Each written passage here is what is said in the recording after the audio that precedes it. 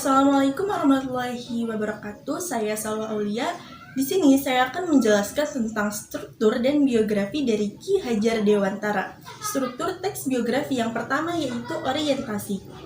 Ki Hajar Dewantara merupakan pahlawan nasional sekaligus menyandang gelar sebagai Bapak Pendidikan Nasional.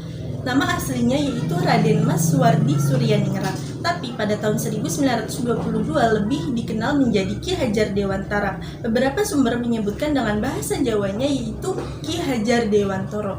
Ki Hajar Dewantara lahir di daerah Pakualam pada tanggal 2 Mei 1889. Selanjutnya, Bapak Pendidikan yang biasa dipanggil sebagai Suwardi merupakan aktivis pergerakan nasional, kemerdekaan Indonesia, politisi, kolumnis, dan pelopor pendidikan bagi bumi putra Indonesia ketika Indonesia masih dikuasai oleh Hindia Belanda. Struktur teks biografi yang kedua yaitu ada permasalahan dan peristiwa. Contohnya yaitu perjalanan hidup Ki Hajar Dewantara benar-benar ditandai dengan usaha dan dedikasi untuk kepentingan bangsa dan negaranya.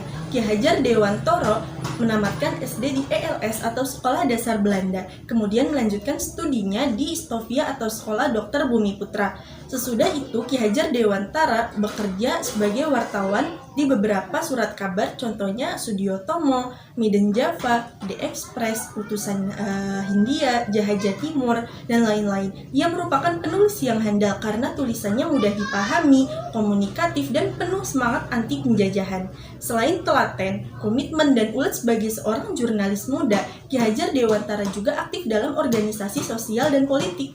Pada tahun 1908, ia aktif di seleksi propaganda Budi Utomo. Kongres pertama Budi Utomo diselenggarakan di Yogyakarta pada tanggal 25 Desember 1912. Ia mendirikan Indis Party bersama dengan Douws Dekker dan Dr. Cipto Mangunkusumo. Organisasi ini ditolak oleh pemerintah Belanda karena alasannya ini dianggap sanggup membangkitkan rasa nasionalisme rakyat dan menggerakkan kesatuan untuk menentang pemerintah kolonial Belanda. Semangat Ki Hajar Dewantara terus menggebu. Pada bulan November tahun 1913, ia membentuk Komite Bumi Putra. Komite Bumi Putra melancarkan koreksi terhadap pemerintah Belanda yang ingin merayakan 100 tahun kebebasan Belanda dari penjajahan Prancis, yang pada saat itu Belanda menarik uang dari rakyat jajahannya atau dari rakyat pribumi. Pada tanggal 3 Juli 1922, Ki Hajar Dewantara bersama dengan rekan-rekan seperjuangannya mendirikan akademik yang bercorak nasional, yaitu National Onderwijs Instituut Taman Siswa atau Perguruan Nasional Taman Siswa. Ki Hajar Dewantara berhasil meletakkan dasar-dasar pendidikan nasional bagi bangsa Indonesia. Ki Hajar Dewantara pernah menjabat sebagai Menteri Pendidikan, Pengajaran, Kebudayaan pertama pada saat itu.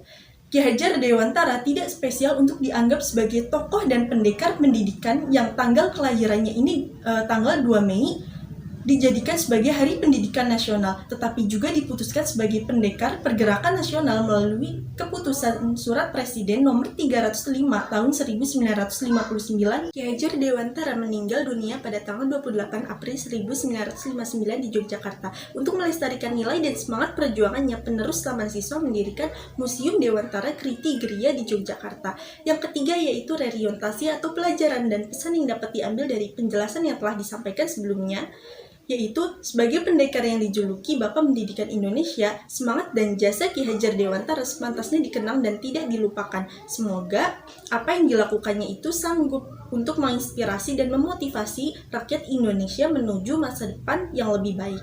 Sekian dari saya, kurang lebihnya mohon maaf. Saya akhiri. Wassalamualaikum warahmatullahi wabarakatuh.